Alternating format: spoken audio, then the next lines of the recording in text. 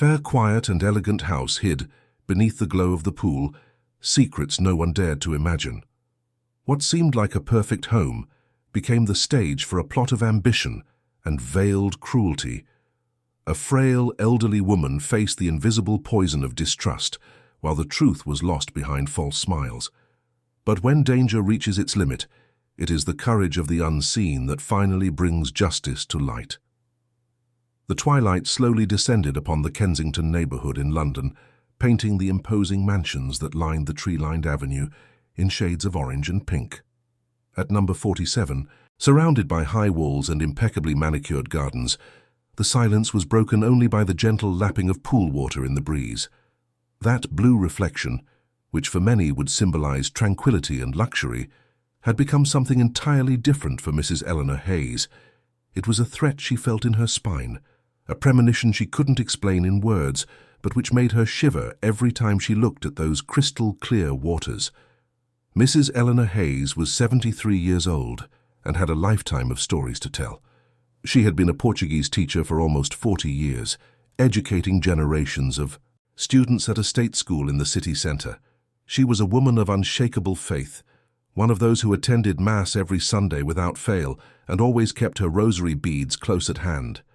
Her routine was marked by discipline and simplicity, values she had tried to instill in her only son, Robert, ever since she became a widow more than 20 years ago.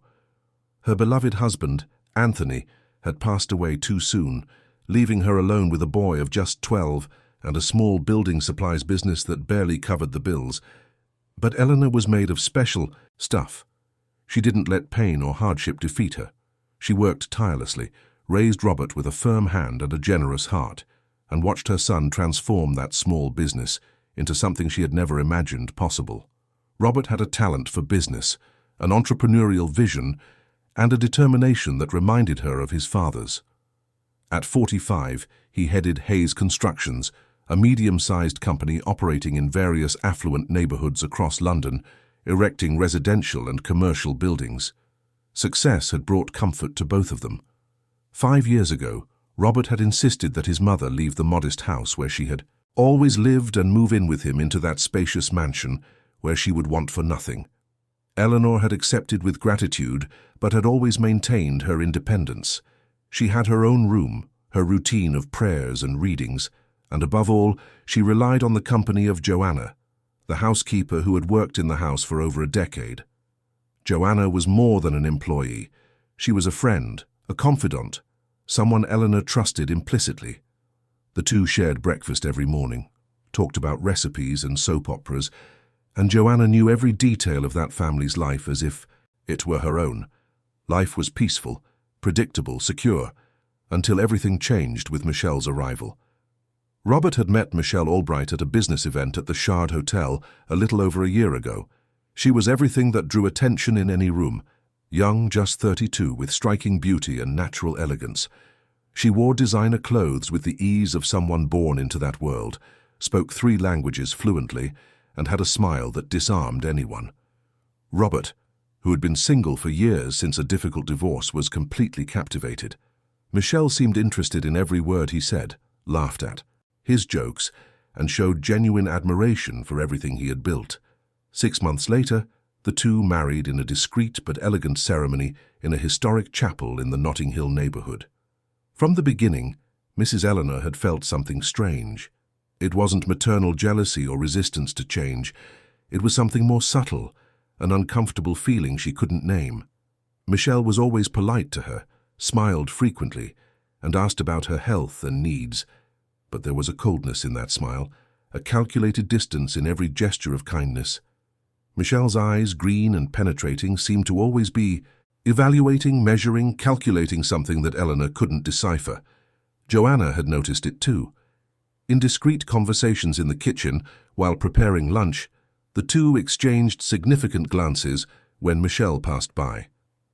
The housekeeper noticed small details that bothered her, the way the new mistress searched cupboards when she thought she was alone, how she flipped through papers in Robert's office, how she asked seemingly innocent questions about the company, the bank accounts, the family properties. At first they were just vague impressions, easily dismissed as paranoia or prejudice. But gradually, The signs accumulated.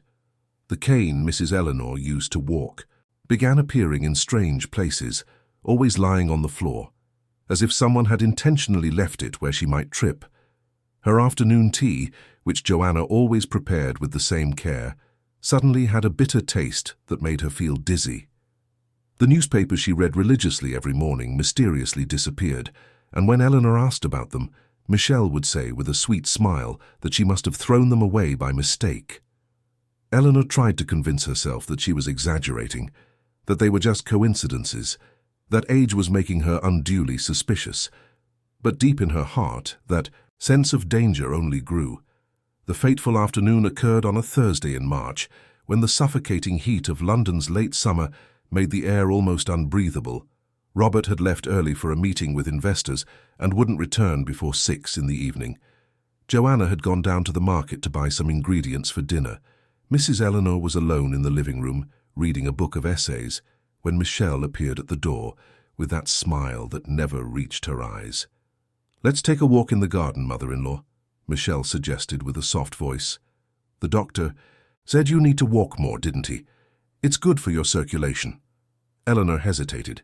She didn't trust that sudden solicitude, but she also didn't want to create conflict. She rose slowly, leaning on her cane, and followed Michelle out the door. The garden was beautifully kept, with red and white roses exuding perfume, but Eleanor barely noticed the beauty around her.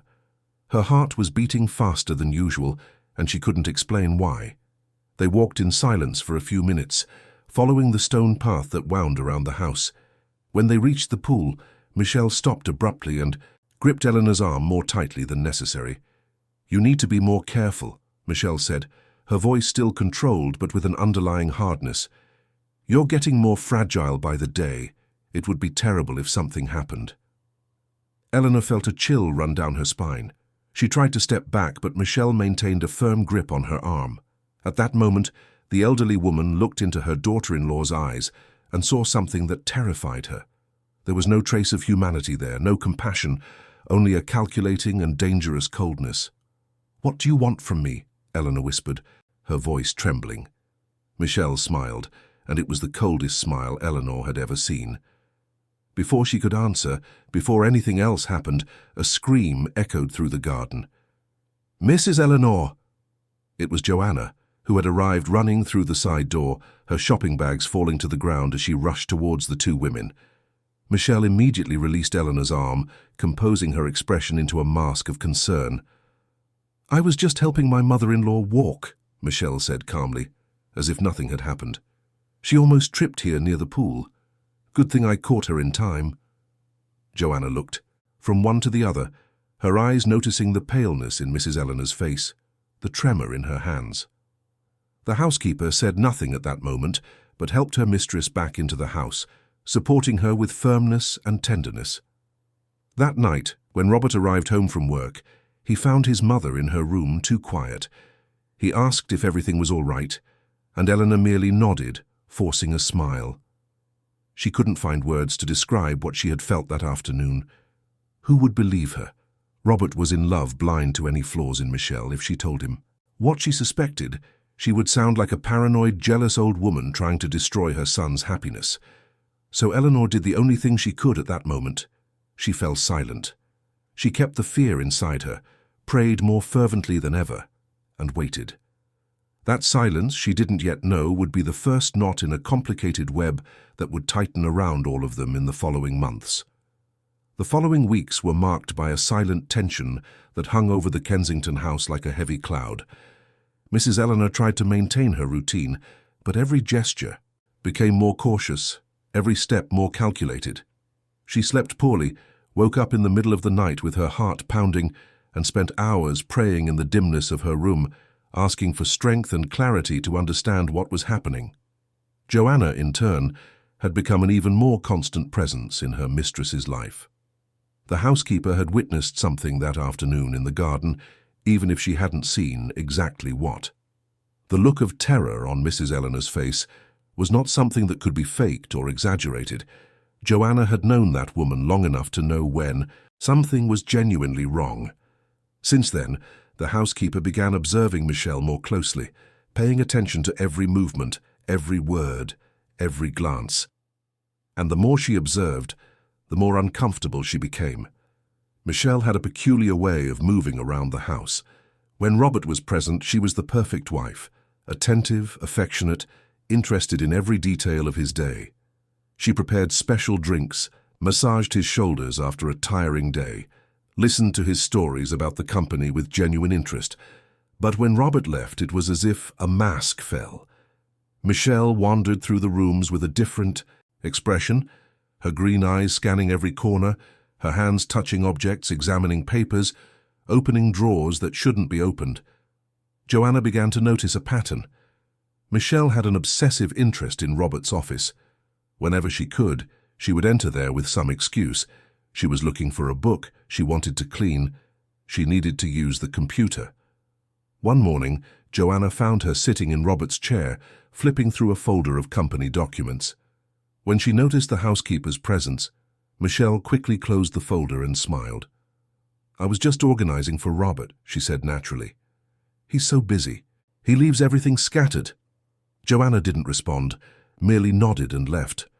But that afternoon, when she was dusting the office bookshelf, she noticed that some documents were out of order and that a specific folder marked Shares and Holdings was slightly displaced, as if it had been recently handled.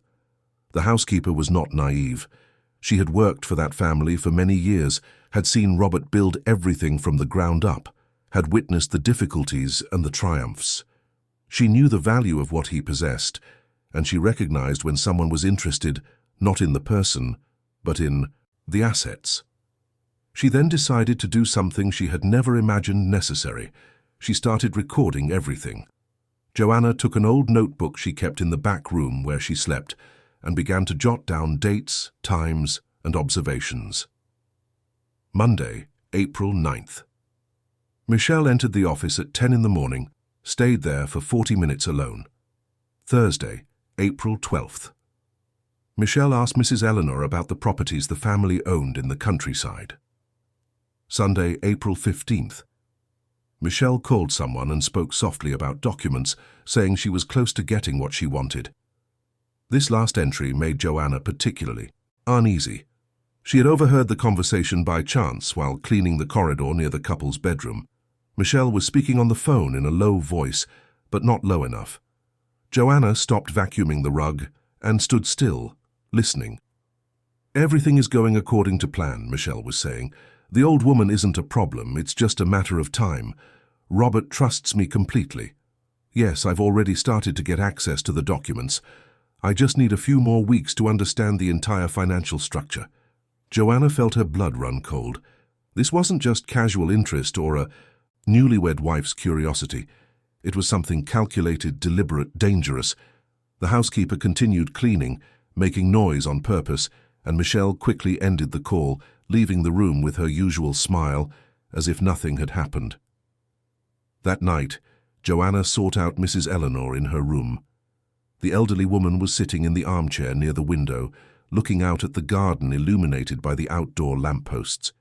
She seemed lost in thought, and was startled when Joanna gently knocked on the door. "Mrs. Eleanor, we need to talk," Joanna said in a low voice, closing the door behind her. The two women talked for almost an hour. Joanna recounted everything she had been observing, showed the notebook with her annotations, and repeated the phone conversation she had overheard. Mrs. Eleanor listened in silence, and when Joanna finished, she had tears in her eyes. "I knew I wasn't imagining things," Eleanor whispered. "I knew something was wrong. But who will believe us, Joanna? Robert is completely blind to this woman. If I tell him, he'll think it's jealousy, that I don't approve of his marriage. Then we'll need proof," Joanna replied with determination. "Proof he can't ignore." The two made an agreement that night. They would continue observing, recording, documenting everything, but they would have to be careful, discreet, because Michelle was intelligent and suspicious. In the following days, Joanna discovered something that would change everything. She was cleaning the pool area when she noticed the security camera installed there, one of several Robert had placed around the house to ensure the family's protection. The housekeeper remembered that fateful afternoon when she had rushed to save Mrs. Eleanor, and an idea sparked in her mind. If the camera was working that day, It might have recorded what really happened. Joanna knew that. The security system was in a cabinet in the office, and that Robert had given her access in case she needed to check something when he wasn't there. At the first opportunity, when Michelle went shopping and Mrs. Eleanor was resting, Joanna went to the office and accessed the system. It took a few minutes to find the correct date and approximate time. When she finally located the recording, what she saw left her completely breathless. The camera clearly showed Mrs. Eleanor and Michelle walking towards the pool. It showed Michelle gripping the elderly woman's arm tightly. It showed the exact moment she began pulling Eleanor towards the water, the elderly woman's body losing balance. And it showed Joanna arriving, running, her scream making Michelle immediately recoil. There was the proof, clear, undeniable, terrible. Joanna tried to copy the file, but the system required an administrator password she didn't have. She then decided to approach Robert that night and show him directly what she had discovered. But when Robert arrived, exhausted from a difficult day at the construction site, Michelle was particularly attentive, serving him dinner with great care, and Joanna couldn't find the right moment to speak with him. Alone, she left it for the next day. It would be a fatal mistake. When Joanna went to check the system the next morning, the file had disappeared. It simply wasn't there anymore. She checked all nearby dates, looked at other cameras, but that specific recording had been deleted. The housekeeper felt a wave of despair. Someone had erased the proof, and she had a terrible certainty of who it was.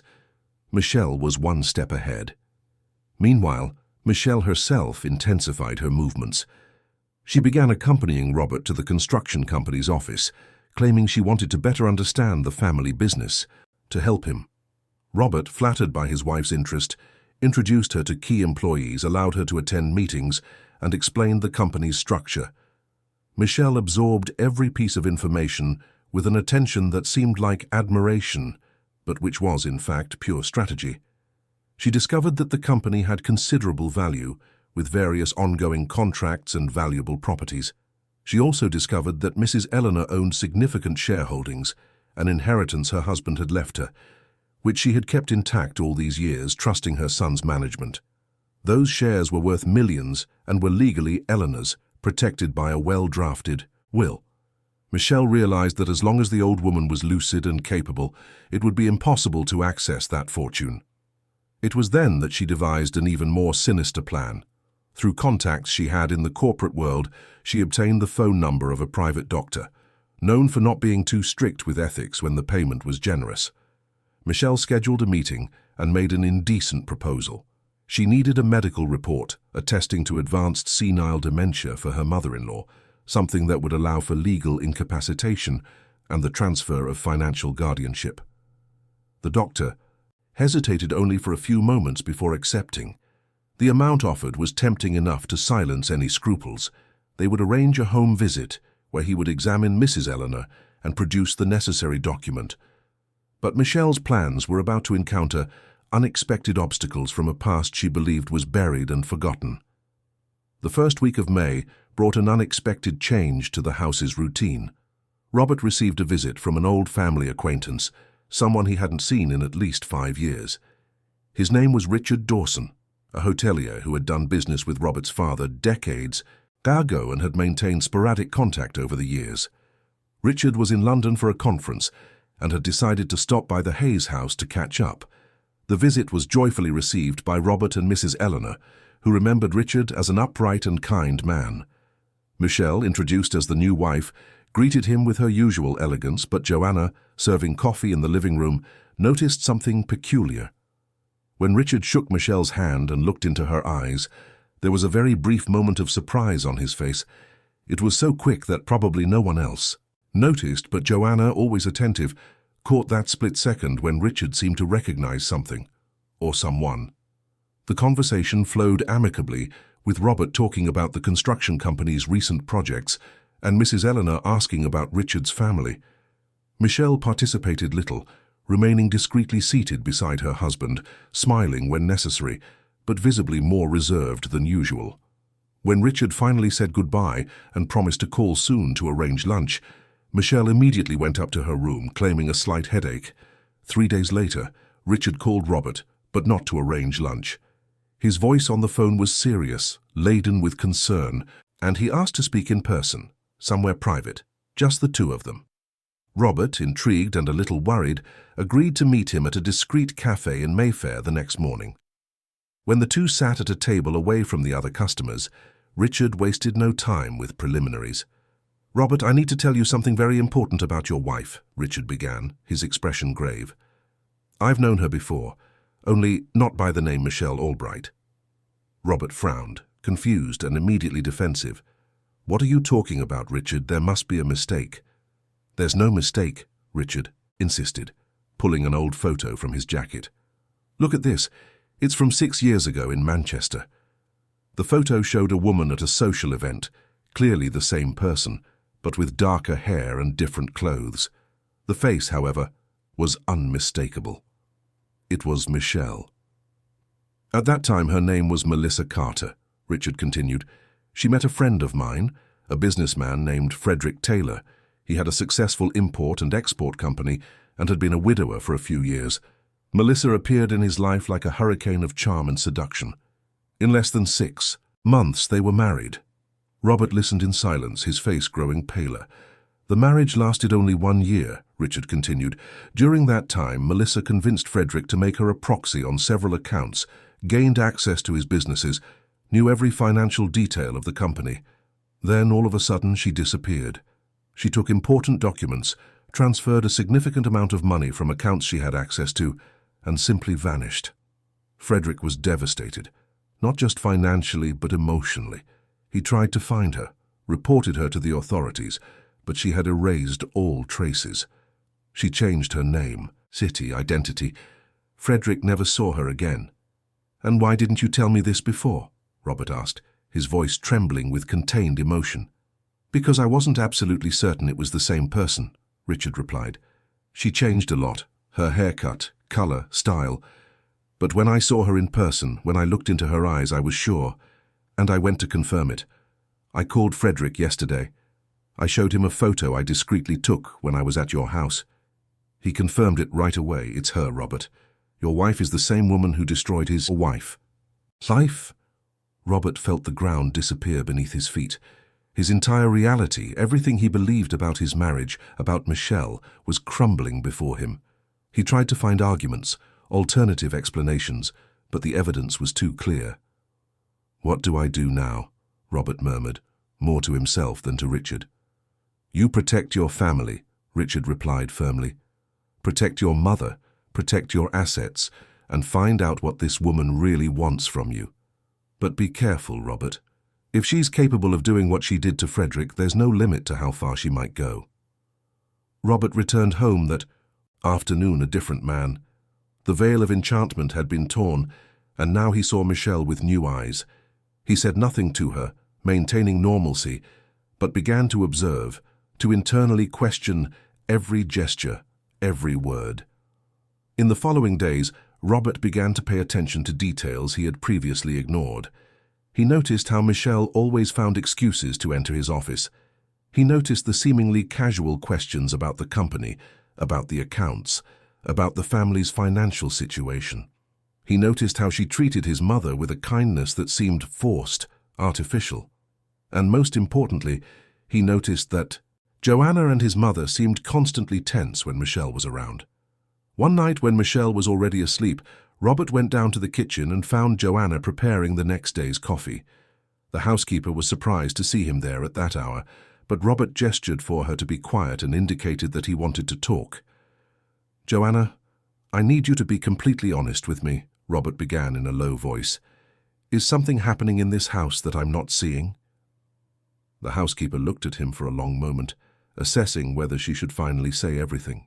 The expression on Robert's face was different. There was an openness that hadn't been there before. Joanna made her decision. "Mr. Robert, there's a lot you need to know," she said, and then told him everything.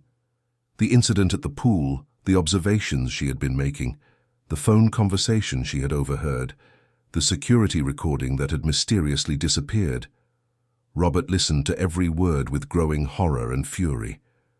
"Why didn't you tell me this before?" he asked, his voice laden with pain. "Because you wouldn't have believed it," Joanna simply replied. "You were in love.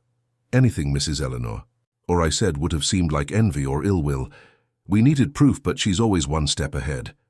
Robert felt a wave of guilt and anger at the same time. Guilt for having exposed his mother to such danger, anger at Michelle for having so completely manipulated all of them. But now he knew the truth, and he needed to act intelligently. "Keep observing and noting everything," Robert instructed. "And don't tell my mother anything yet. I don't want to worry her more than she already is. I'll take care of this, but I need to do it the right way." Joanna agreed, relieved to finally have her employer as an ally, but also apprehensive about what would come next. Meanwhile, Robert began his own investigation. He discreetly hired a private detective, provided all the information Richard had given him about Michelle's past, and asked him to investigate thoroughly.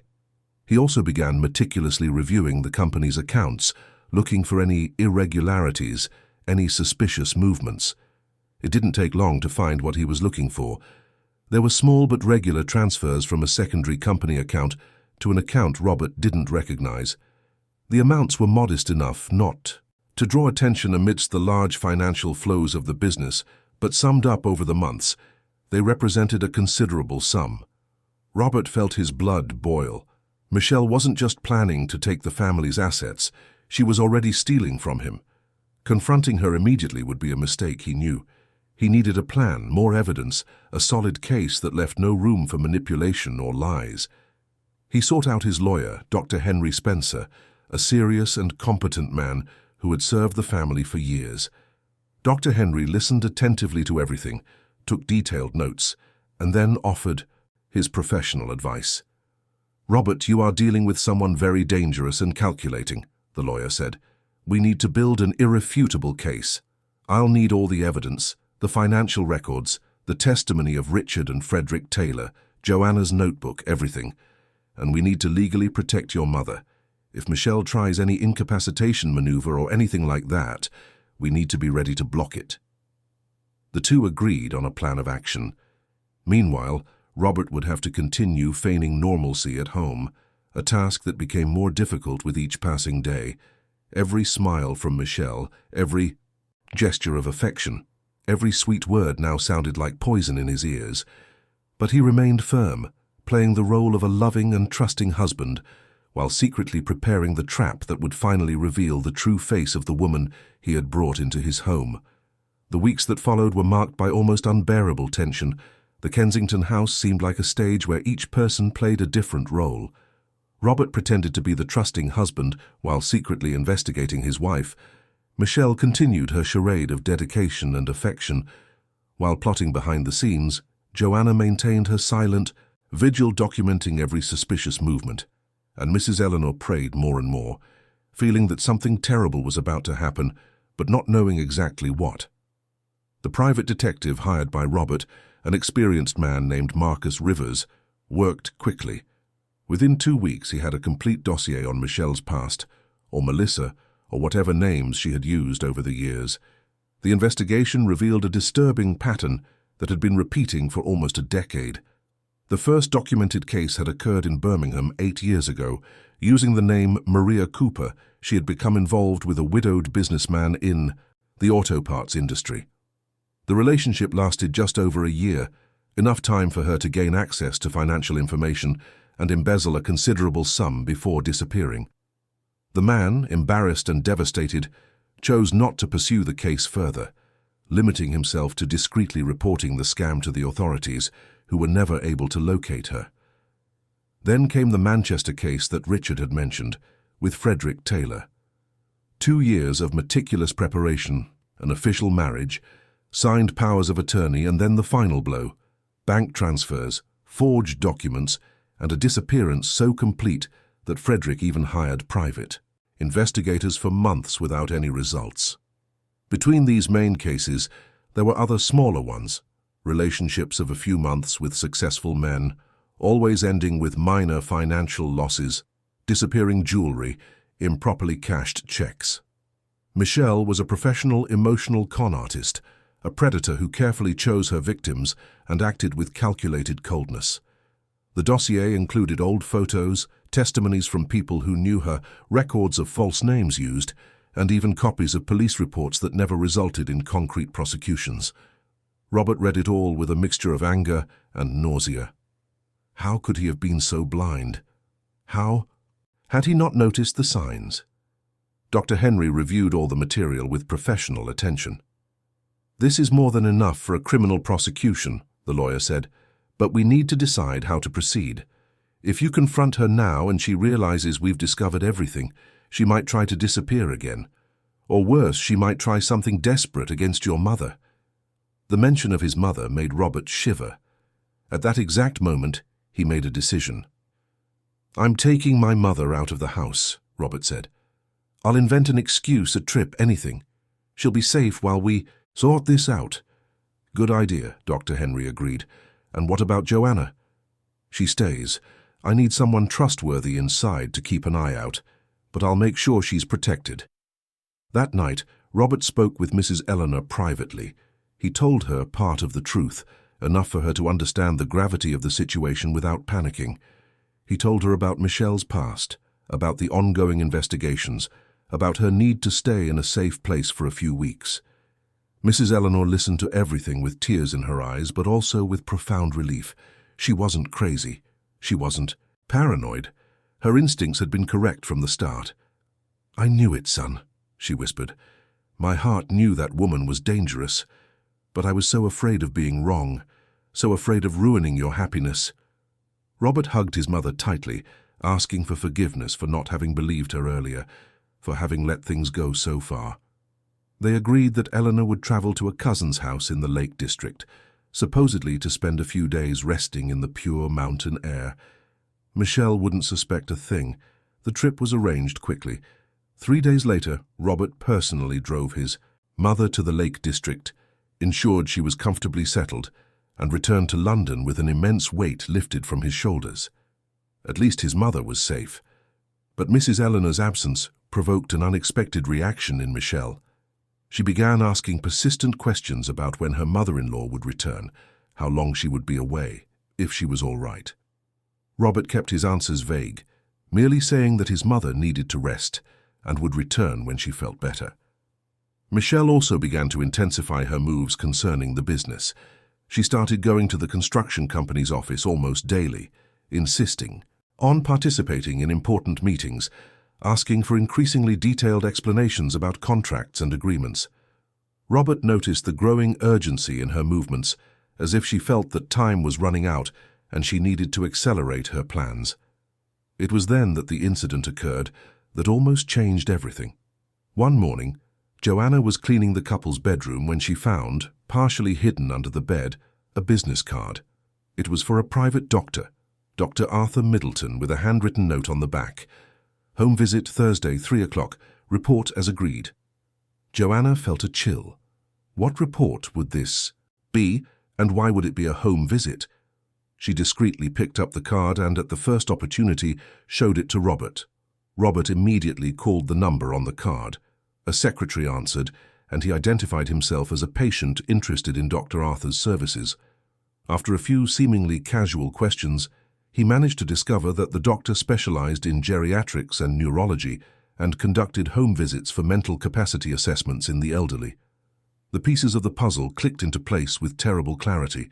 Michelle was planning to have his mother declared incapacitated. With a medical report attesting to dementia, she could request Mrs. Eleanor's legal incapacitation and take control of her shares and properties. It was a brilliant move in its perversity, and it had almost worked. Robert acted quickly.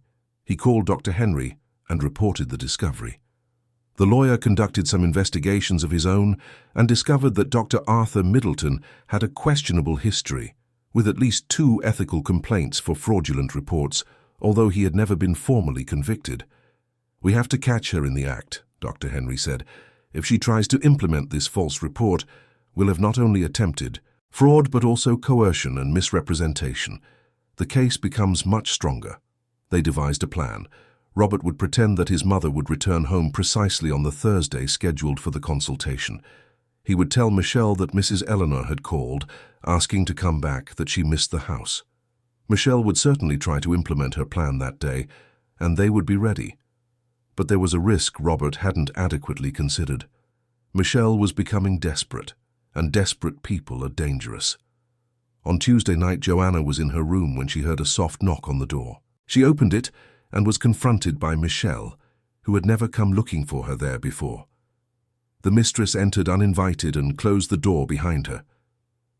"Joanna, we need to talk," Michelle said, her voice different from her usual sweet tone.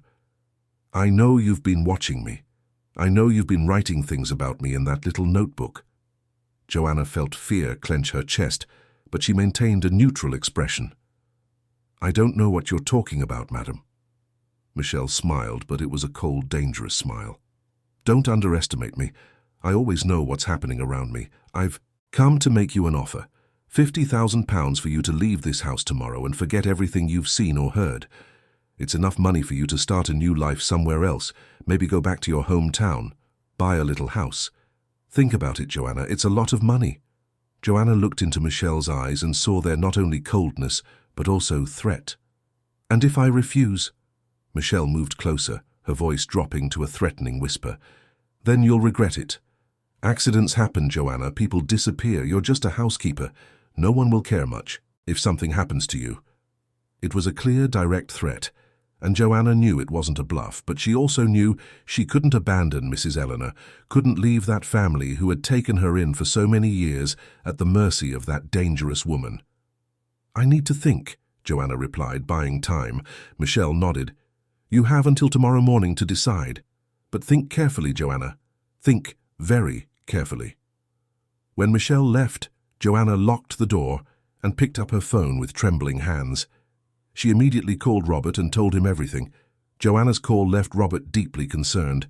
Michelle's threat showed that she was losing control of the situation and becoming increasingly dangerous. He instructed Joanna to pretend she was considering the offer, buying time while they accelerated preparations to definitively confront Michelle. Robert arrived home that night later than usual, claiming problems at the construction site. Michelle greeted him with her usual smile, but he noticed a tension in her shoulders, a rigidity in her movements that betrayed her state of mind. They dined in relative silence, with Michelle asking questions about work that Robert answered with monosyllables. Meanwhile, in the Lake District, Mrs. Eleanor couldn't sleep. The distance from home, from her routine, from her son, all of it made her restless. But it was something deeper that disturbed her, a feeling that something terrible was about to happen. Sitting in the armchair in her room at her cousin's house, looking at the night's darkness through the window, Eleanor made a decision. She went to the desk and picked up paper and pen. Her hands trembled slightly as she began to write. If something happened to her, if Michelle somehow managed to reach her, she needed to leave a testimony, a recorded truth that could not be erased or distorted. The letter began, "My dearest Robert, if you are reading this, it is because something has happened to me. I want you to know that I never doubted you. I never stopped loving you. But I need to tell you the truth about the woman you brought into our home." Mrs. Eleanor wrote for over an hour, recounting every incident, every suspicion, every moment of fear she had lived since Michelle's arrival. She described the pool incident in precise detail, the coldness in her daughter-in-law's eyes at that moment, the absolute certainty that it had not been an accident. She told of the small acts of cruelty, the objects purposely left in her path, the conversations she overheard snippets of. She also recorded her gratitude for Joanna, who had saved and protected her so many times. When she finished, she carefully folded the letter and placed it inside her most precious prayer book, an old copy that had belonged to her mother and never left her side. She knew that if something happened, Robert would look for that book, as it was one of the most important objects in her life. There, between the yellowed pages and the prayers that had accompanied her for decades, the truth would be preserved. Back in London, Wednesday dawned tense.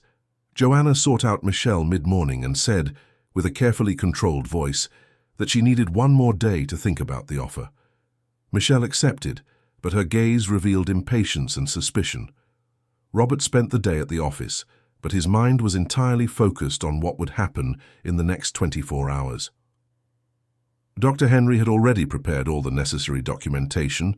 Detective Marcus had his complete dossier, and they had decided that on Thursday, when the doctor arrived for the fraudulent consultation, they would confront Michelle with all the evidence. But there was something none of them had foreseen. That Wednesday afternoon, while Robert was in a meeting and Joanna had gone shopping, Michelle received a call. It was from a contact she maintained, someone who had informed her about suspicious movements, a private detective asking questions about her in Manchester, a lawyer reviewing construction company documents, a financial investigation underway. Michelle hung up the phone, her face pale. She knew what that meant. Robert had discovered everything. Her carefully laid plan was crumbling, and she needed to act immediately. The first thing she did was call Dr. Arthur and cancel the next day's consultation. That plan was no longer viable. Then she began making calls to her bank accounts, trying to transfer the money she had already embezzled from the company to offshore accounts. But she discovered with horror that the accounts were blocked. Robert had already taken legal action. Panic seized Michelle. For the first time in years, since she had begun that life of scams and manipulations, she felt cornered. All her plans had failed. All her escape routes were blocked. And the worst, Robert knew everything. It was then that a terrible idea began to form in her mind. If she couldn't have the money, if she couldn't stay there, at least she could ensure that the old woman, who had always been an obstacle, wouldn't go unpunished. Mrs. Eleanor was the root of everything. If she hadn't held those shares, if she hadn't been so protected by her son, none of this would have happened. Michelle picked up her phone and called Robert. "Darling, your mother called me a little while ago," Michelle said with a controlled voice. "She said she's not feeling well and wants to come home today. I was thinking of going to pick her up in the lakes. What do you think?" Robert felt a chill down his spine. Something was wrong. His mother knew she shouldn't come back yet, that it was dangerous. Why would she ask for this, unless she hadn't asked? "You don't need to bother," Robert replied calmly, despite the alarm sounding in his head. "I'll pick her up myself after work." "But I have nothing to do today," Michelle insisted. "I can go now and she'll be home sooner." Robert noticed the urgency in her voice, the abnormal insistence. He made a quick decision. "All right, if you insist, but let me call her first, arrange everything properly." He hung up and immediately called his mother.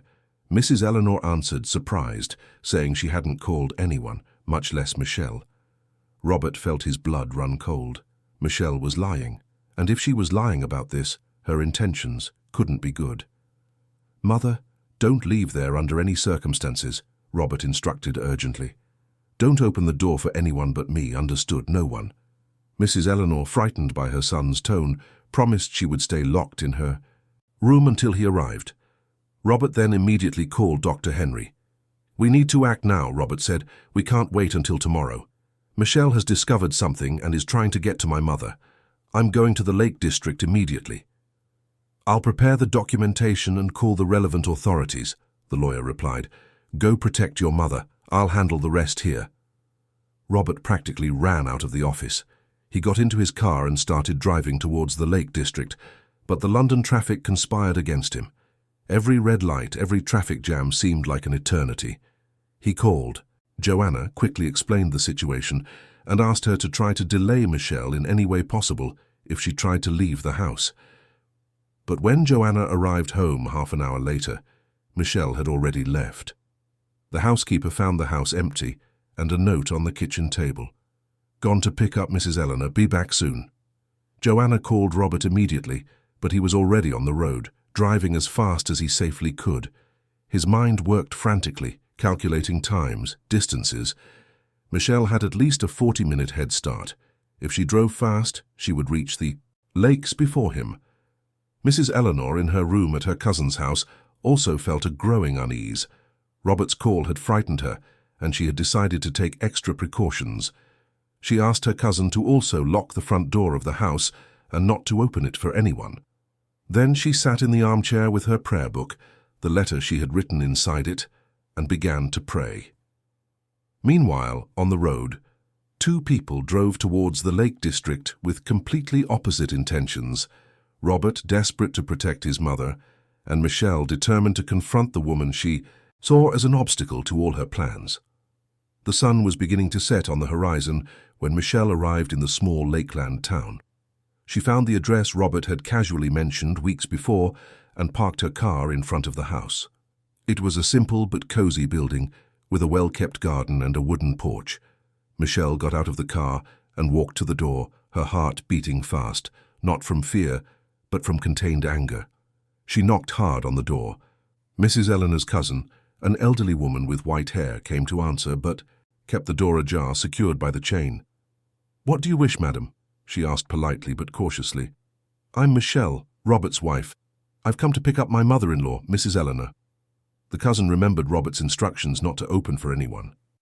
"Mrs. Eleanor isn't feeling well. Robert will come to pick her up himself later."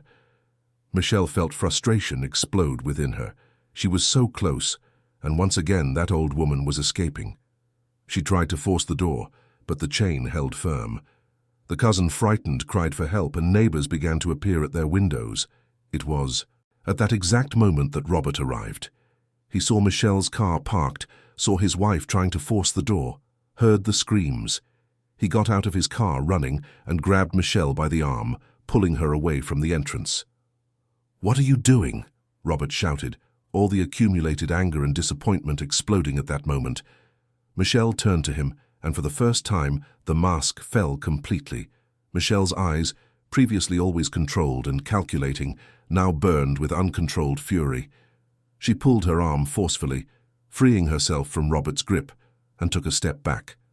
There, on the quiet street of the Lakeland town, with neighbors watching from their windows and the setting sun painting the sky orange, the real Michelle finally emerged. "You don't understand anything," she hissed, her voice laden with venom.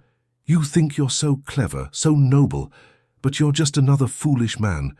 All of you are the same, easily manipulated, blinded by vanity." Robert looked at her as if he were seeing a stranger.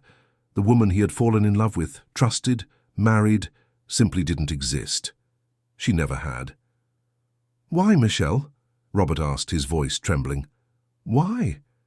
Wasn't it just money you wanted? Why try to hurt my mother? She never did anything to you." Michelle laughed, a bitter, cutting sound. "Your mother? That old woman was always an obstacle, always looking at me with suspicion, always watching, always in the way. If it weren't for her and that meddling housekeeper, I would have had what I came for and been gone months ago." Robert felt nauseous hearing that. He thought of all the times Michelle had smiled at his mother, feigned affection, shown concern. It was all a lie, every gesture a calculated charade. Meanwhile, inside the house, Mrs. Eleanor had heard Robert's arrival and the screams that followed. Despite her son's instructions to stay in her room, she couldn't resist. She needed to see. She needed to hear. She asked her cousin to open the door, and the two women appeared on the porch.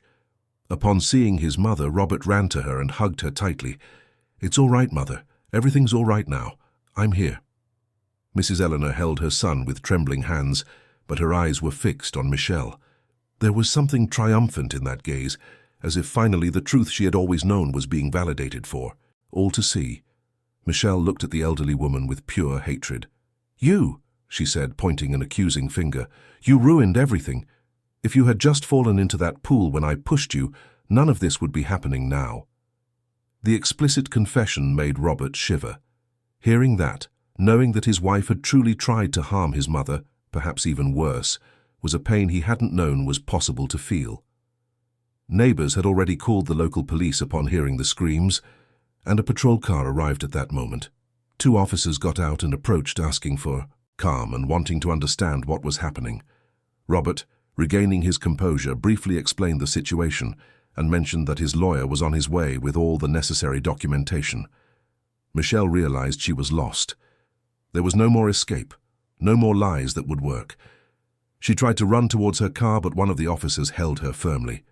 "You'll have to come with us for questioning," the officer said with authority. Michelle struggled, screamed, cried, but the officers firmly led her to the patrol car. Before getting into the car, she looked at Robert one last time and said something that would haunt him for a long time. "I could have truly loved you, but you were never clever enough to see it." Robert didn't reply. There was much he could say, but no words seemed appropriate. He watched the police car drive away down the quiet street of the Lakeland town, taking with it the woman who had almost destroyed his family. In the following hours, Mrs. Eleanor's cousin's small house filled with people. Dr. Henry arrived with all the documentation, Joanna appeared after taking the first available bus, and even Richard Dawson, whom Robert had kept informed of everything, made the journey from London to offer support and testimony. Mrs. Eleanor's cousin, a practical and welcoming woman, prepared coffee and served homemade cakes while everyone processed what had happened. Mrs. Eleanor was sitting in her favorite armchair, pale but calm, holding Joanna's hand. The two women who had endured so much together could finally breathe a sigh of relief. Robert sat beside his mother and apologized once more. "Mother, I was a fool. I should have believed you from the start. I put you in danger because of my blindness." Mrs. Eleanor caressed her son's face with tenderness. "Love blinds us, my son. That's not a flaw. It's part of being human. You wanted to believe you had found someone special. You can't blame yourself for that. But you almost—" Eleanor placed a finger on her son's lips, silencing him. "But it didn't happen. God protected, Joanna protected, and now you protected. That's what matters." That night, while everyone rested from the day's tension, Dr. Henry organized all the documentation for the upcoming legal process. Detective Marcus's dossier, Frederick Taylor's testimonies from Manchester, the financial records of the embezzled money, Joanna's notebook, everything would be formally presented. The next day, an unexpected surprise arrived. A woman appeared at the police station where Michelle was temporarily detained and asked to speak with the authorities. Her name was Christina Moore, and she had been a domestic worker in Frederick Taylor's house in Manchester during the period when Michelle, then Melissa, was there. Christina had a story to tell. She had witnessed suspicious conversations, seen Melissa manipulating documents, and observed moments when the mask dropped when the woman thought she was alone. At the time, fearing losing her job, she had said nothing. But when she saw the news of the incident in the Lake District in the local newspapers, she immediately recognized the woman in the photos. Her conscience wouldn't let her stay silent this time. Christina's testimony was crucial. She provided specific details about Michelle's modus operandi, confirmed the pattern of behavior, and her testimony as someone outside the family lent even more credibility to the case. In the days that followed, more victims began to appear. Men who had been deceived by Michelle over the years, some who had not even reported the scam out of shame or because they thought it wasn't worth. Each testimony added more weight to the case being built against her. The scandal resonated throughout London society. The story of the elegant and charming woman who was actually a professional con artist became a topic of conversation in clubs, restaurants, and offices. Some felt sorry for Robert, others criticized him for having been so easily deceived, but most agreed that Michelle was dangerous and needed to answer for her actions. Robert, amidst all this, tried to rebuild his life. He returned to the Kensington house with his mother and Joanna, and together they began the process of transforming that space back into a safe home. The room Michelle had occupied was completely reorganized. Every object that had belonged to her was discarded, every memory erased. The pool, which had caused Mrs. Eleanor so much terror, was the subject of long conversations. Robert even suggested filling it in, but his mother refused. "No, my son, we won't let her fear continue to control our lives. That pool was beautiful before she arrived, and it will be beautiful again. We won't give her the power to permanently turn something good into something bad." And so it was. They cleaned the pool, replaced the tiles, planted new flowers around it. They transformed that space, which had been the scene of so much fear, into a symbol of renewal.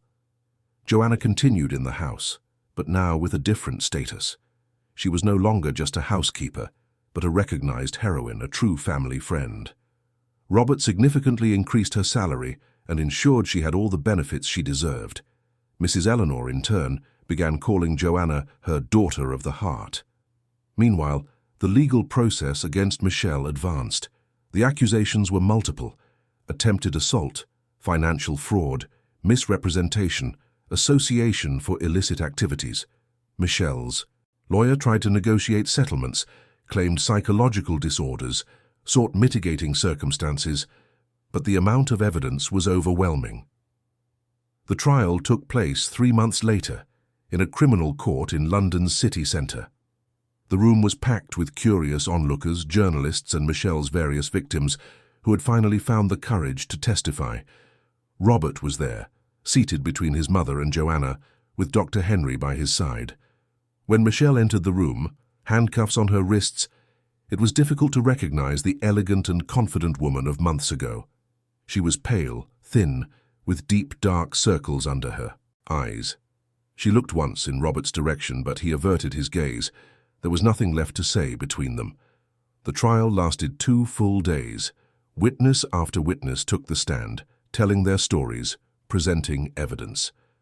Frederick Taylor travelled from Manchester to testify, his voice still trembling with emotion as he recounted what he had endured. Christina Moore also testified, as did Joanna, who, with a firm voice, reported everything she had witnessed. Mrs. Eleanor was the last to testify. Leaning on her cane, she walked to the stand with dignity and, looking directly at Michelle, told her story with impressive clarity. Mrs. Eleanor's voice echoed through the courtroom with a strength that surprised everyone. There was no anger in her words, only the truth told with the serenity of someone who had lived long enough to understand the complexity of human nature. "I felt the danger from the very first moment," Eleanor said, her hands gripping her cane firmly. Not because she looked evil, but because there was something empty behind her eyes. When you live 73 years, you learn to recognize when someone looks at you not as a person, but as an obstacle. Eleanor described the pool incident in precise detail, her voice remaining calm even as she recalled the terror of that moment. She spoke of the days that followed, living in her own home in constant fear, not knowing whom to trust beyond Joanna. "But the most painful thing," the elderly woman continued, "was seeing my son suffer, seeing the good man I raised being manipulated and used by someone who never truly loved him. That is a pain no mother should feel." When Eleanor stepped down from the stand, there wasn't a dry eye in the room. Even the judge, a middle-aged man known for his strictness, seemed visibly moved. Michelle's lawyer, an experienced professional but visibly uncomfortable with the case, tried to argue that his client suffered from personality disorders that made her less responsible for her actions. He presented psychiatric reports, spoke of a difficult childhood and unresolved traumas, but the calculated coldness demonstrated in the testimonies, the methodical repetition of the scams over the years, all contradicted the image of someone acting out of impulse or illness. The prosecutor, in his closing statement, was incisive. "What we saw here was not the case of a sick person needing treatment, but of a professional criminal who deliberately chose a life of deceit and manipulation. Michelle or Melissa or Maria, or whatever her real name may be, made conscious choices repeatedly. She chose her victims, planned her scams, executed her plans with coldness, and when confronted, she showed no remorse but only anger at having been discovered." The jury deliberated for less than 3 hours. The verdict was unanimous, guilty on all charges. The sentence, when announced by the judge, was severe: 8 years in custodial imprisonment, in addition to the obligation to return all embezzled funds to each of her victims. Michelle listened to the sentence without visible emotion. When the officers approached to take her away, she looked at Robert one last time. She said nothing, but there was something in that gaze that seemed like a plea for forgiveness she couldn't verbalize. Robert held her gaze for a brief moment before looking away. Forgiveness, he knew, would take a long time to arrive, if it ever did. In the months that followed the trial, life in the Kensington house slowly found a new rhythm. Robert immersed himself in work, rebuilding not only the construction company's projects, but also his self-confidence. The emotional wounds were deep, and he began therapy, recognizing that he needed to process everything that had happened. The company underwent a complete audit, and Robert implemented new financial controls to ensure that nothing similar could happen again. The funds embezzled by Michelle were recovered through the legal process, and Robert made sure that every penny was returned to the correct accounts. Mrs. Eleanor returned to her routine of prayers and readings, but now with a peace she hadn't felt in a long time. The letter she had written in the Lake District, the one she had hidden in her prayer book she showed to Robert a few weeks after the trial. He read it with tears in his eyes, impressed by his mother's clarity and strength even in the darkest moments. "Keep this letter," Eleanor said, "not as a memory of something bad, but as proof that the truth always prevails, even when it seems most fragile." Robert kept the letter in his personal safe, alongside the family's most important documents. It was a testament to courage and maternal love that he would never forget. Joanna continued to be the heart of the home. Her loyalty and bravery throughout the ordeal were never forgotten. Robert not only significantly increased her salary, but also included her as a beneficiary in his will, ensuring she would always have financial security. More importantly, she truly became part of the family. One September afternoon, 6 months after the trial, an unexpected visitor arrived at the house. It was Frederick Taylor, the businessman from Manchester who had also been a victim of Michelle. He had requested Robert's contact through the lawyer and had come to London specifically to see him. The two men sat in the office, each with a cup of coffee, and talked for hours. They shared their experiences, their pains, their learned lessons. Frederick recounted how it had taken him years to trust someone again, how he had almost given up on any relationship for fear of being deceived again. "But do you know what finally freed me?" Frederick asked. "It was realizing that allowing her to continue affecting me was giving her more power than she deserved. Yes, I was deceived. Yes, I suffered.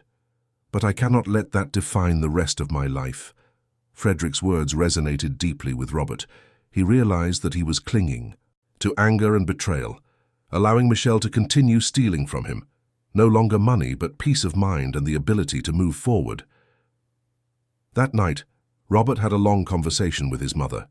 They sat together in the garden in the same place where so many bad things had happened, but which was now transformed with new flowers and soft lighting that made it welcoming. "Mother, how can you not be angry?" Robert asked. "How can you forgive someone who tried to hurt you?" Mrs. Eleanor took her son's hand in hers. "I haven't completely forgiven yet, my son. Forgiveness isn't something that happens overnight. But I choose not to let hatred consume my soul.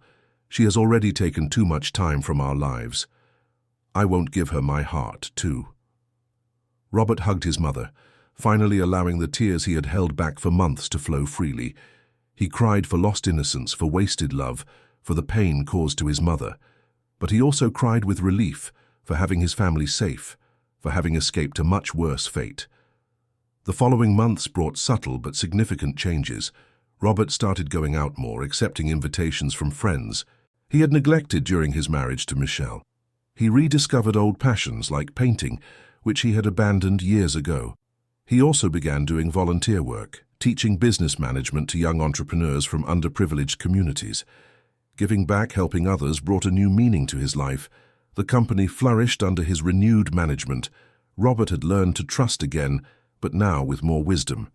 He promoted loyal employees, implemented a culture of transparency, and Hayes Constructions became known not only for the quality of its work, but also for the integrity of its practices.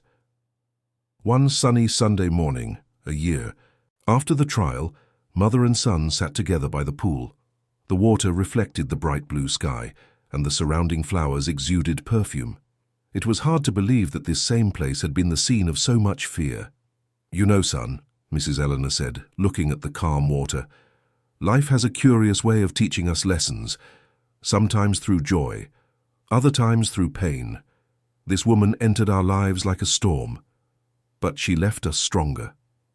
Robert nodded, deeply understanding what his mother meant. "Love blinds us," Eleanor continued, repeating the words she had spoken months ago, "but faith restores our sight. And when we learn to see clearly, when we unite love and wisdom, we become better people."